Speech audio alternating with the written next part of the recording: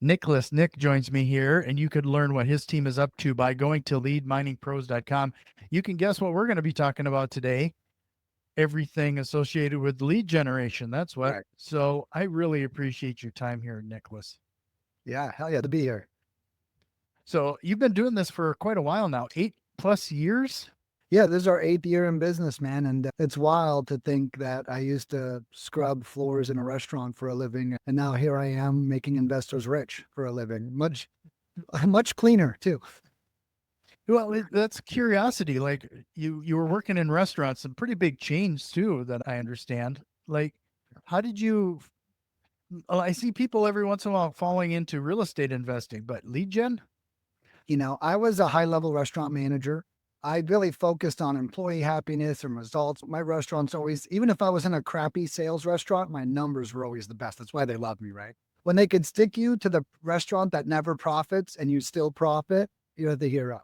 And what happened was after 13 years, that's a long freaking time, I've been saying it out loud. I looked around and when you're really good and you have a job, they surround you with shit. Okay. And I had all these shitty managers all around me because they knew I was good. So I'd carry these bad employees all across the restaurant. And I'm looking around going, I'm so much different than everybody. But why am I still here? Like, I don't know if this is really my industry anymore. And so I left that and I got a job working for a real estate education company. One of the biggest ones out there. They were doing 15 million a year when I first jumped on. And my first job was to throw events for them. And I was like, well, I feel like restaurants are events that just happen for 15 hours a day. Right? So I took the job, I crushed it. And then I start working for Dean Graziosi. I start working for other big names in the industry, throwing events for them. Then I started getting into fulfillment. And what fulfillment is making sure that when someone buys an education program, it was my job to make sure we delivered on their happiness. And one of the big things that makes people happy is leads. So Mhm. I learned very quickly at these education companies that the education is actually not what's important. It is actually, are we getting leads in their hands? I always say, if you pursue leads and you actually do the work, you're going to learn way more than any education company is going to teach you. So getting the leads in your hands are so important. And so that came up, and then I began cold calling and text messaging. And before I knew it, I had this amazing lead generation company.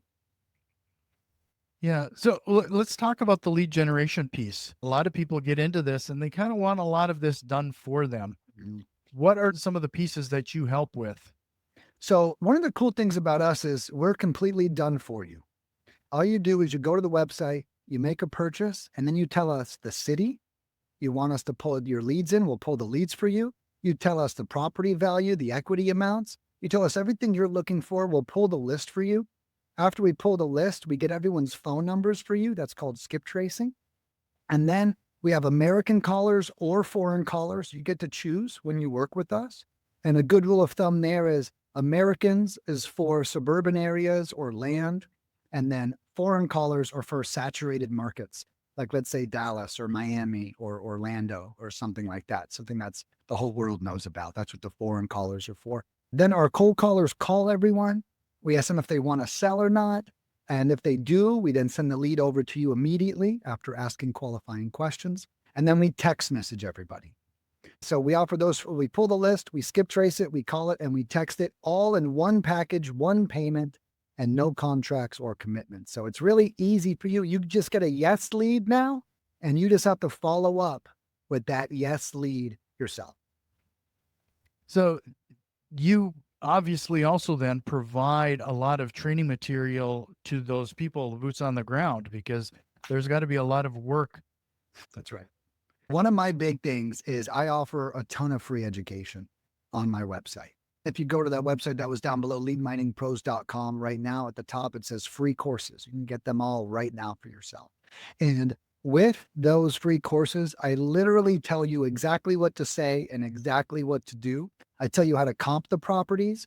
I provide scripts, written out processes, and a flow chart all for free. And the reason why I do that is because if I'm going to be sending you leads, I don't want you guessing what to do next, right? I want you to know what the perfect action is. And I teach that to all my clients for free.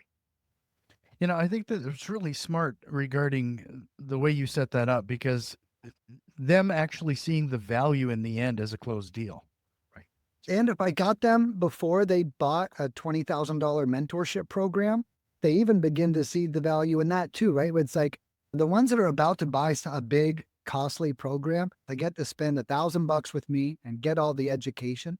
And then if they still want the mentorship program, they can still get it, right? So I'm kind of like at training wheels almost to the newer folk who are coming into the space.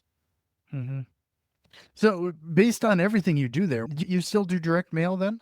We don't do direct mail yet. I have been considering it because everything I do is done for you, and direct mail is kind of done for you already.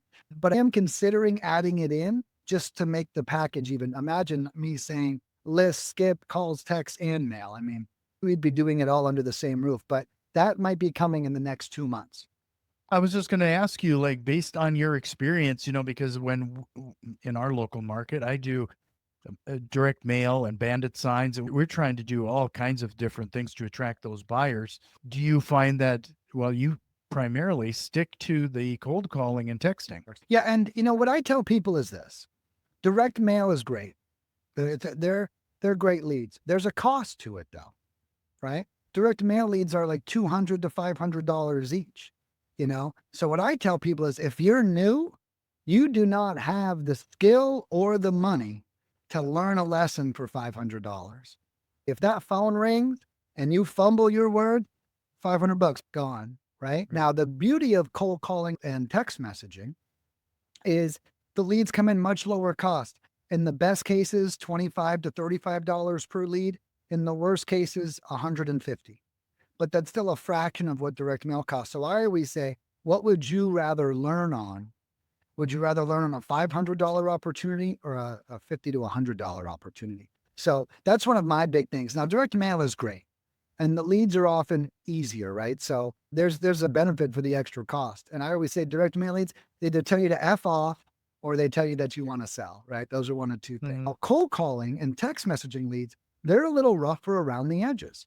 But again, for someone new, that's even better. It means you're going to learn faster. You're going to have to call the lead, build a relationship with them, talk to them, and then make an offer. As to where direct mail is like, how much do you want to give me? Right. As to where cold calling, we actually have to chisel away a little bit at it. Now, those are the things I teach in my courses. So it's not guesswork, but that exchange is really important to understand. Cold calling and texting, you put in more time. Direct mail, you put in more money. And I also like calling and texting because you get a greater opportunity. If we cold call somebody and they go, hey, have you ever thought of selling? They go, no. Well, my team says, well, it certainly sounds like you thought about it. We get a whole nother opportunity to get a lead. When someone gets direct mail, we honestly don't even know if they saw it. The way I check my mail is I open up my mailbox and everything that's colorful, I throw away. Right. Mhm. And then everything that's an envelope, I keep, right? And so it's like a lot of direct mail marketing doesn't even hit my eyes because it goes right in the trash. And the other perk of the calling and texting is we spoke to them and they saw that text message. So it's a little bit more thorough, I find. Mhm. It's kind of funny you bring that up regarding that people calling and telling you to F off because those people who've left messages even like that on my system, I'll still call them back Mm. just to apologize for Oh, no causing kidding. such an offense. And then I have gotten some of my best deals because of it. Sure. Yep. That's right, because they're calling you upset because they're frustrated. So it's like you doing that in my eyes is you showing them how different you are, right? Right. Than everyone else, which is one of my principles. If you treat somebody a way they've never been treated before, you're going to get results that they've never given before. So I'm a huge fan of wowing the sellers and going above and beyond. And I bet that's that exact effect that's happening. Yeah, that's typical. And sometimes there's something else that's causing the anger. That's right. So it can be an indication that there is that distress there that you might want to explore and open that door. That's right. And there's a bunch of indicators of great leads. A lot of people say, well, Nick, I can't get him back on the phone. That's a great sign. You know why? It means no one else can get him back on the phone either, which means if you actually get him on the phone, everyone else has already given up. And again, it's not being discouraged, but it's actually being empowered, right? And that's what both of those lessons are, the one you shared And then when I should, it's like, oh, they cussed me out. Oh, no, no, it's okay. Hey, babe, I'm so sorry. Oh my God. I'll add you to my removed list. What comes from that can be huge. Yeah. It is always fascinating because I will even have a tendency of handwriting notes to individuals after I've had a conversation, just as a little thank you. And I just had a phone call last week where somebody called me because their mother or somebody passed away and they found my note. She had kept it in the drawer and they called me because now they're ready to sell. Yeah. So, Yeah, that's exactly right. That's the thing I tell people too. If they don't want to sell, I have this great line I'll just share with everybody real quick. No, I'm not interested in selling. Well, we said, would you maybe mind taking down my direct line? And if anything ever changes, just giving me a call. And when you say maybe mind, you're actually can, yes, I mind. Yes, no, I no, no, like they almost don't even, no matter what they're saying, yes. And what I always share is if it's not a lead, the best thing you can do is make it a lead, right. right? And so getting that sticky note somewhere, hey, could you say Nicholas Real Estate? Could you store me in your phone as Nicholas Real Estate? And then, give them all the answers. When you want to find me later, just type real estate into your phone and I'll be there. And I really recommend those strategies too. So I totally agree with that. So, Nicholas, I got to ask you a couple of questions about entrepreneurship, but most importantly, you have a level of energy that's kind of infectious. What are you doing there to maintain such a high level of excitement? You know, I'll be, I'm going to get really vulnerable with you real quick. So I've been in a rut these last couple months. I live in Florida. My house flooded Oh no. back in September. I lost my father 2 years ago and my house caught on fire like 6 months after. It was like crazy. My father died. My house caught on fire. It was a small fire, but I couldn't live here for a month. And then it flooded a year later. And so I've been put through the ringer recently. Now, my average demeanor is high energy.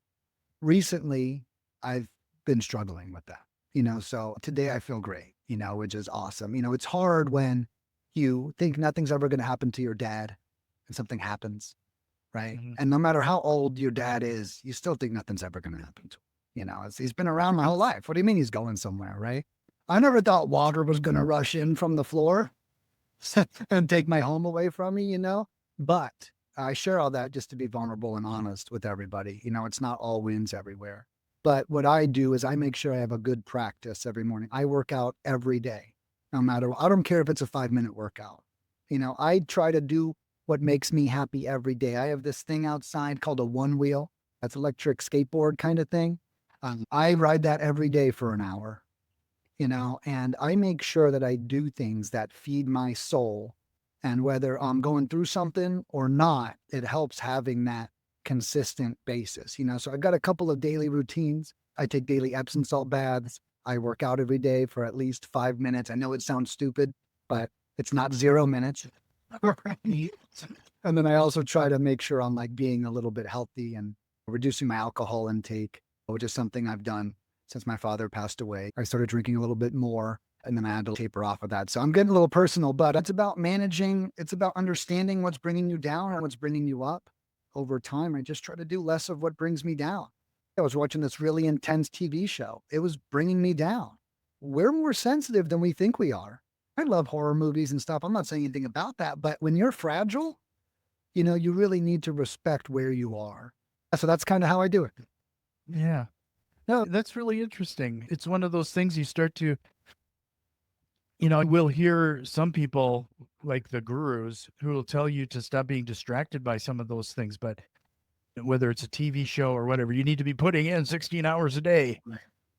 But I definitely, in my situation, you probably notice I have headphones and stuff hanging on my wall.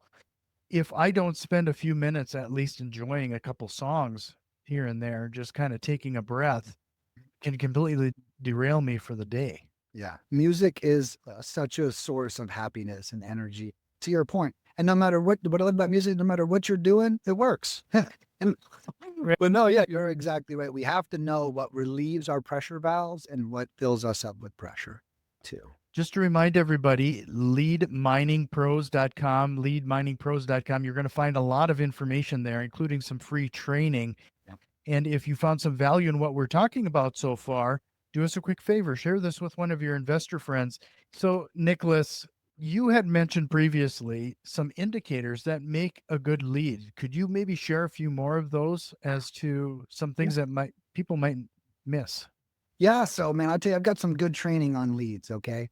First of all, a good lead is not someone who says everything on the first phone call. Some of the biggest mistakes we make is this isn't a lead. They don't want 50 cents on the dollar. I'll tell you right now, no one is like, oh, please give me half of whatever my house is worth. I've been waiting for you to call. Right. They can call anyone and sell their house for half. Anybody. So the first thing is don't overjudge a lead. Don't look at notes and get discouraged. You know what I think is the biggest qualifier of a great lead? That's their energy. Okay. If you call somebody and they're really easy to talk to, that's a good lead.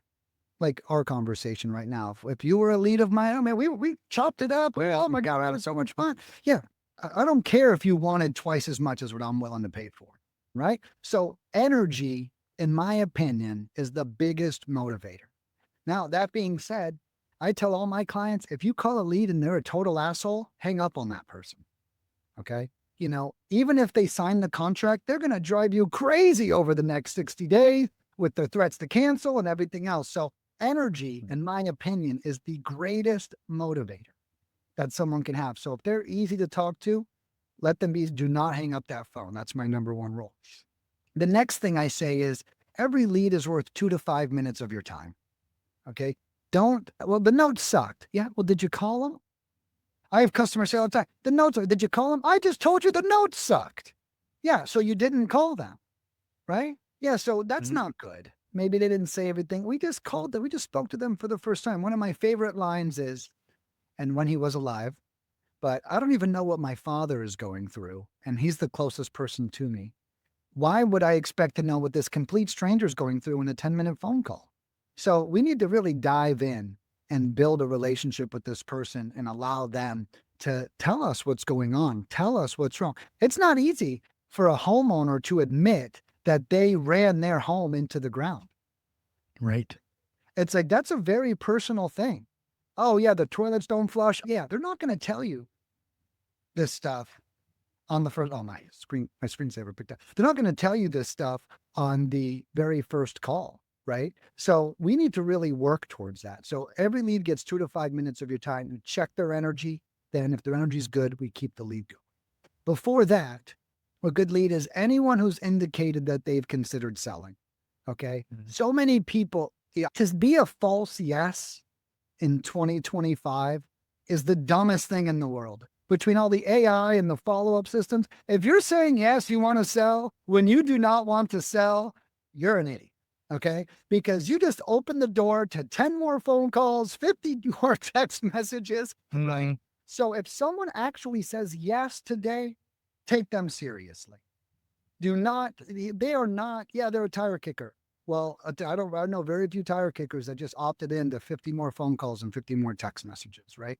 And that's the reality. Another thing I would say is we do ask qualifying questions. Our qualifying questions, I'll cover them real quick if that's okay, Jack.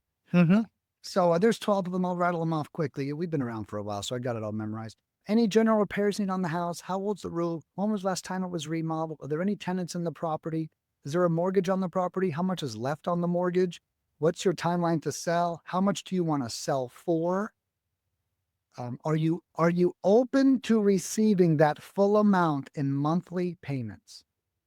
Okay. I call that a sneaky owner finance question. If I were to ask them, do you want to do owner financing? Hell no, I don't want to do owner financing. Are you open to receiving $500,000 in monthly payments? Right. It's kind of like, it's different. It hits different. Then we ask them for a better phone number, a better email, and the best time for us to follow back up with them. Okay. So those are our qualifying questions that we try to ask for our clients.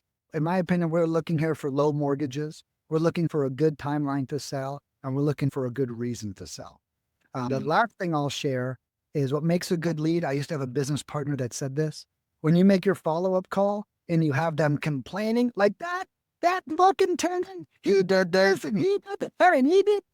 He's like, when you got them emotional like that, that's the reason they want to sell, right? And Mhm. so I really like that strategy. So look for where their triggers are with this property. I'll tell you guys, I own a 9 unit, I own a 4 unit, I own 3 single family houses. I hate all of them. Okay. Houses are great until you lose sleep because of it. I'll tell you Mhm. right now, I got a 4 unit in Vermont. I'll sell that thing right now. Give me a call, 250K. It's worth 380 ARV. Okay, I'm not kidding. I'll sell it for 250K today. I am over it. And I'm a perfect distress seller. It's not because I need the money, it's because I need my stress back. I don't want to think Right. about these tenants anymore. And so when you think about my situation, even being a millionaire and still willing to sell at a discount, think about how many other people are out there tired of their property too. Yeah. I can't echo any of that enough, especially the concept of when you're talking to these distressed homeowners, you have to be in the position of realizing that in many situations, this might be the first time they've said something out loud. Like they're emotionally dealing with this. You're the person there being the therapist in a way. You're the one that's asking a few questions and getting uncomfortable and letting them vent a little bit. I love that. I used to say that exact line.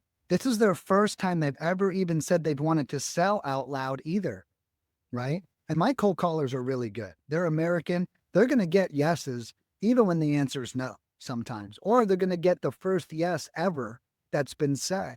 And I think that's a very important lesson. We have to understand where they're at in the process. And then we want to almost show up fun, like with kid gloves. You know, this isn't a high pressure negotiation sales tactic.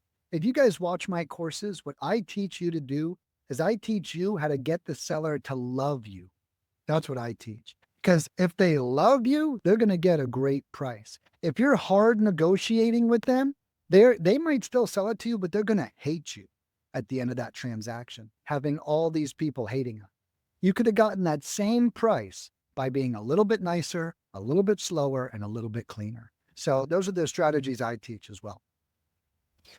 Well, if you can tell, we've only hit the tip of the iceberg. There is going to be a lot more great content over at leadminingpros.com, leadminingpros.com. That's going to be a clickable link in the show notes. Before we jump into the rapid fire questions and close out this episode, Nicholas, is there anything we should have tried to hit on? The last thing I would just say is for those getting leads, there's this culture of over disqualifying leads that I see a lot of people do. And they're like, they think they're real estate investing by getting the lead to admit that they don't want to sell faster. So I had one client tell me, I call these leads and I say, you don't really want to sell, do you? And I'm like, what? Like, imagine going on a date with anybody and they're like, you don't really want to be here with me, do you?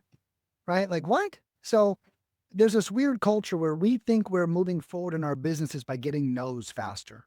And I think that you want to actually work that lead and work with them and try to get them to a yes. Your goal is not to get, if they told us yes or told you yes in the past, the answer is yes. Let's not reconfirm that. No, you need to show up and make sure you keep that answer a yes. So I would just be weary of, I've said this, they're probably going to ring some bells. Stop over disqualifying leads. If they said yes, the answer is yes. Stop trying to get them back off of the phone. That's not how you make money. You make money by keeping them on the phone longer and building a better relationship. Well, I think I know where some of this comes from. As much as I'm a huge fan of Chris Voss and some of that sales methodology, there's a little finesse there that needs to be accounted for. And there's also a popular book, Get to the Know. Just so everyone knows, the no is that I have to call 1,000 people to get you 5 leads. So that means I got 995 no's to get to that yes. But once they say yes, we cannot turn them into a no. That does not do us any favor, right? You send out 5,000 direct mail pieces, you get 10 leads. That means 4,990 no's came back. You don't need more no's than 4,909. This has been such a fantastic conversation. We're going to transition into the rapid fire questions and close out this episode. Yes, sir. So, Nicholas, what lie do real estate investors often tell themselves? It's too easy. They think they don't have to put in the work. They think they could hire me put on a $3 an hour VA to do acquisitions, put a $3 an hour VA to do comms, and they think they can just sit back and make thousands of dollars. When the reality is, in my business, I was the only employee for 6 months. Those first 6 months, I made $360,000. After that, I hired out everything. I had all the reps I needed. But if you don't know how to do it yourself, don't you dare hire someone else to do it yet, unless they're like the best in your state. If you could go back in time and give your younger self a piece of advice, what would it be? Keep going, motherfucker. You're doing great. And I say that because we second guess ourselves where we are all the time. I hated my restaurant career. I hated that I spent 13 years there.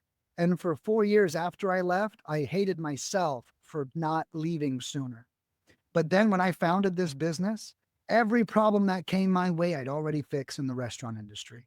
And one little nugget for everyone is you would rather learn lessons on someone else's dime than your own. I learned a lot while someone else paid me to be a restaurant manager that I did not have to learn now as a business owner. So my thing would be keep going.